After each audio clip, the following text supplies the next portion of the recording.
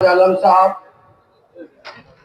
यहाँ उपस्थित पलासी प्रखंड के अध्यक्ष हेमनारायण जी, मेरे बगल में बैठे राजू भैया मुखिया जी, आदिल भाई, अगर नाम गिनाना शुरू करूं तो बहुत टाइम लगेगा, इसे माफी के साथ बगैर नाम गिनाए यहाँ उपस्थित ये जन समूह, हमारे जनता जनार्दन, जो कि हाट प्रखंड अध्यक्ष होने के नाते मैं आप सबका दिल की अथाह गहराइयों से आभार व्यक्त करता हूं कि आप लोग अपना कीमती वक्त निकाल कर यहाँ आए। क्योंकि ये शाम का मौका है और सबसे पहले मैं शारदीय नवरात्रि की आप सबको शुभकामनाएं दे दूं। और ये समय पूजा वगैरह का भी है, हमारी माँ बहनें आई हुई हैं और उधर कुछ माँ बहनें खड़ी हैं।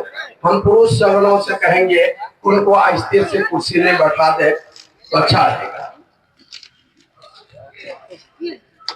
मैं सिर्फ आप लोगों से एक गपशप के लाइन से बातें करूंगा 2 मिनट। आज विगत जो इलेक्शन हुआ 20 ये जन समूह, हमारे जनता जनार्दन, जो कि हाट प्रखंड अध्यक्ष होने के नाते मैं आप सबका दिल की अथाह गहराइयों से आभार व्यक्त करता हूं कि आप लोग अपना कीमती वक्त निकाल कर यहाँ आए।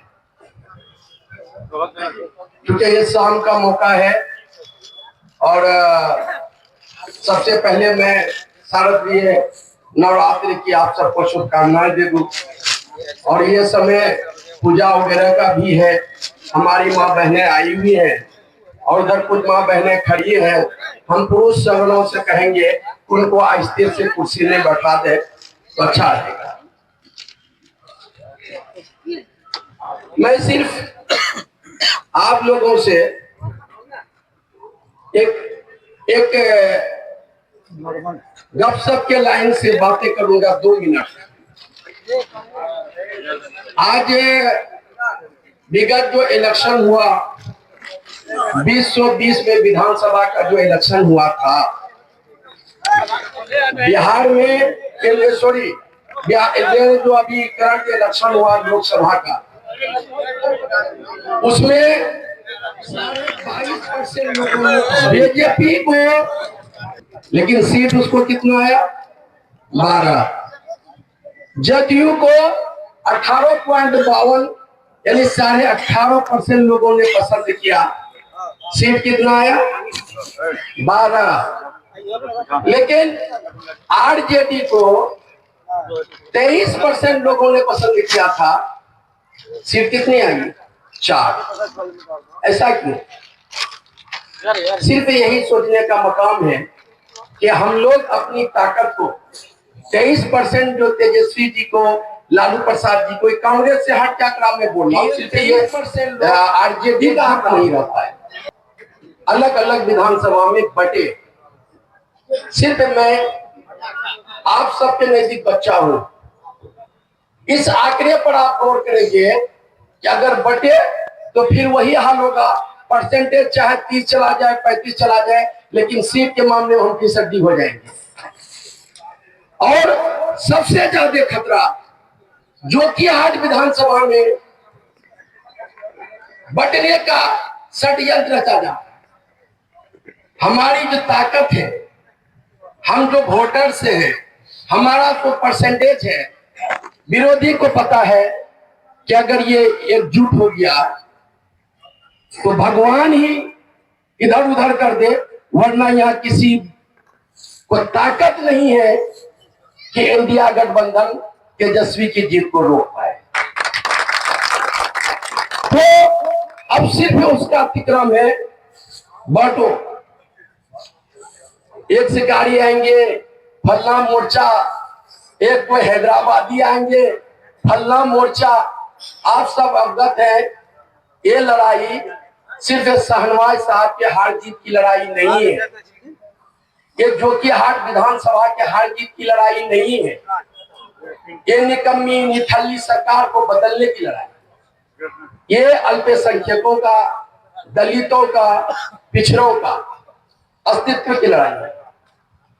अगर इस मौके से ये नौजवान मसीहा जिस आदरणीय तेजस्वी जी जिस दमखम के साथ इस निकम्मी नकारा भ्रष्टाचारी सरकार को बदलने के लिए दिन रात ये कर रहा है, उनके मजबूती का एक आकलन सिर्फ देख लें कि आज बाबू पानी बढ़ना बंद कर दो। आज जो भी, चाहे वो आरजेडी, चाहे वो बीजेपी हो, चाहे जदयू हो, चाहे ये मोर्चा वाले हो, चाहे हैदराबादी मोर्चा वाले हो, चाहे पीके हो, चाहे पीके हो, सब सिर्फ तेजस्वी के पीछे लगा हुआ है। इनसे ज्यादा मजबूती की कोई प्रमाण नहीं हो सकती। लेकिन अगर हम नहीं सुधरे, फिर गणित के मुताबिक 20% वाले राज करेंगे और 30% वाले हम लोग देखते रहते हैं। बहुत सोच समझ के आज बांटने का इस अंदाज में बांटा जा रहा है कि आप सब यहाँ बूढ़े भी हैं, हमारे सहपाठी भी हैं, हमसे कुछ उम्र के हम भी लोग हैं, लेकिन अक्सरियत ये है कि हमसे उम्र के जाते हैं। मुखिया में भी शायद इस तरह का नुक्कड़ सभा, इस तरह की रैलम रैलियां कभी नहीं देखी होगी। ये वल्ली बांटने से है। आप लोग सब जिम्मेदार हैं, आप समझ सकते हैं कि ना ये मोर्चा वाला ना वो मोर्चा वाला सरकार बदल सकेगा। अगर सरकार बदल सकेगा तो वो इंडिया मोर्चा ही सरकार बदल सकता है। इसलिए हम बोलूंगा आप लोगों से सर्वत प्रार्थना है, क्योंकि उनका काम बोलता है, उनका नेतृत्व बोलता है। उनके काम को देखकर, उनके विकास को देखकर आज जिस तरह पूरे बिहार के तमाम पार्टियां सिर्फ तेजस्वी जी को टारगेट किया हुआ है, उसी तरह आप देखे होंगे कि जो भी मोर्चा यहाँ आता है सिर्फ सहनवाई टारगेटेड है। अगर ये इतने ही निकम्मे हैं, इतने ही नाकारा है, तो फिर ये टारगेट में क्यों है, टारगेटेड क्यों है? क्या आप सब उसको समझाने के देखिए बनवा के, तो ये बड़ा सा बिजली का टावर किसका लगा हुआ है पूछिएगा। तो बड़े आप सब जानकार हैं, टाइम नहीं है, पूजा पाठ का दिन है। सिर्फ हम ये रिक्वेस्ट करेंगे कि ये मोर्चा, ये मोर्चा, वो मोर्चा वाले का, अरे हम सुनते हैं सबका वक्तव्य होता है कि भ्रष्टाचार इतना बढ़ गया। मैं भ्रष्टाचार का नमूना देखा, तू सरकार जो 21 साल थे, ये जनता गवाह है कि आपके राज में घूस देने के लिए भी एक्स्ट्रा घूस लगता था। पहले आपके दलालों को घूस देना पड़ता था, तब जोकीहाट के, पलासी के पदाधिकारियों को घूस देना पड़ता था, यानी घूस देने के लिए भी घूस देना पड़ता था। ये स्थिति आपकी थी। अगर ये स्थिति नहीं थी तो हम बच्चे हैं, आप यहाँ घूस, कम से कम शाहनवाज ये किया कि आपके गुर्गों का जो घूस देने के लिए दलाली होती थी, पहले दो तरह का यहाँ के जनता को घूस लगता था। एक घूस का घूस लगता था, एक घूस का घूस लगता था। ये बाबू साहब का, वो बाबू साहब का, कम से कम ये शाहनवाज की वजह से आज जोकीहाट विधानसभा में आजादी मिली कि अगर घूस भी देना पड़ता है तो एक जनता अपने ऑफिसर से जाके घूस दे के काम कराए। इतनी आजादी तो कम से कम मिल गई। कई बार भ्रष्टाचार की बात लाल ऐलान कहता हूं, भ्रष्टाचार जब तक सरकार की मंशा, मानसिकता भ्रष्टाचार के खिलाफ नहीं होगा, एक सिक्की ले मिले, चाहे वो शाहनवाज साहब हो, चाहे एबीसी पर साहब हो, एक अकेले बदल नहीं पाएगा। ये खोखली बातें पर मत जाना। अगर सरकार का मंशा साफ सुथरा सरकार चाहते हो, एक 20 साल सरकार, 11 साल सरकार, डबल इंजन की सरकार को अगर लाइन पे लाना चाह रहे हैं आप सब, तो इंडिया गठबंधन को जिताना होगा। ये सिर्फ शाहनवाज और सरफराज, मुंशी, फल्ला, तस्का के चक्कर में मत करेंगे। आपके बिहार के भविष्य बनानी है। बिहार की भविष्य बनेगी तो ज्योति की भी भविष्य बनेगी, ज्योति की भविष्य बनेगी तो बिहार की भी भविष्य बनेगी। इन्हीं बातों के साथ मैं अपनी वाणी को विराम देता हूँ, समय कम है। बाकी अगर दीदी आपकी है, जीजा किसका? जीजा भी जो आपका है। मैं अपनी बात को यहीं पर खत्म कर रहा हूं। जय हिंद, जय भारत। तो हम लोग के बीच कुछ ही क्षणों में शाहनवाज साहब जो आप आपदा मंत्री और वर्तमान विधायक जो कि यहाँ थे वो आपके चौक पे आ गए हैं। वहां से वो लोग कुछ ही क्षणों में यहाँ पहुंच जाएंगे। आप सब बैठ जाए, आप सब बैठ जाए, पहले कुर्सी भर लें। आ जाइए सभी युवा साथी पहले बैठ जाए। आइए आइए आइए, आ जाइए, आगे से आ जाइए, आगे से आ जाइए, सभी दोस्त बैठ जाए पहले बैठ जाए भाई, सब लोग बैठ जाए।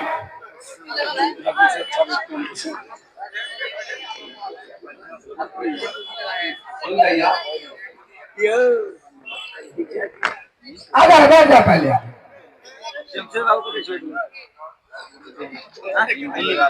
स्वागत कीजिए, धन्यवाद।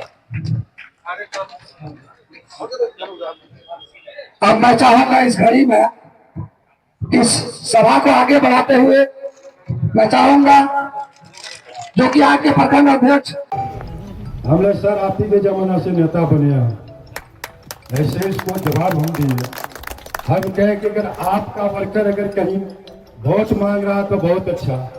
आज अगर हम शाहनवाज जी का अगर वोट मांग रहे हैं कहीं तो बहुत बुरा लगा आपको। हम मांग रहे हैं आरजेडी का वोट और आरजेडी के साथ है और रहेंगे भी। सर आपको जो करना आप कीजिए। बोला कि आपको डर नहीं है, पलासी में रहते हो, किसी केस में तुमको हम फंसाएंगे, यह कौन बचाता है? हमने ऊपर वाला बचाएगा, आप नहीं बचा सकते हमको। गरीब जरूर है लेकिन पीछे नहीं हटेंगे। अगर जिसका साथ देते हैं तो उसका दिल से देते हैं। मैं एक बात और बोलना चाहता हूं। आज बहुत लोग कहते हैं कि मोदी चाचा हमारे ट्रेन बेच दिए, तेल बेच दिए। भाई सही बेचिए, गलत नहीं किया, सही किया। अगर आप लोग बैठे हैं दिल थाम के बैठिए। तेल भी बेचा, रेल भी बेचा, हवाई अड्डा भी बेचा, मजबूरी था बेचारे को, गैस भी बेचा, 4 चीज बेचा हिंदुस्तान का, 4 चीज। भाई मैं उससे बहुत प्यार करता हूँ इसलिए बेचा कि उसके पास मजबूरी था भाई। तो वो जो बेचे तो उनको पूछने लगे राहुल गांधी जी कि मोदी चाचा आप जो ये बेच रहे हैं किस कारण से बेच रहे हैं? अरे तुम नहीं जानोगे, अभी तुम बच्चा हो, अभी राजनीतिक सीखो। तो समझ में तो आ गया।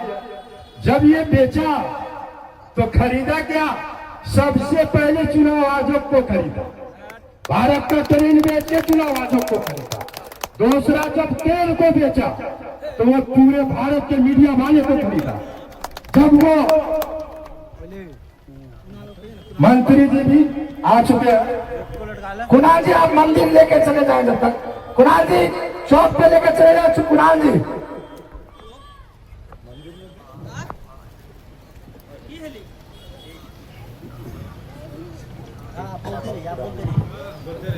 हाँ, तो भाई 2 चीज तो वो खरीद चुका, बच्चा अब 2 बोला भाई आप क्या करना है? भाई लास्ट में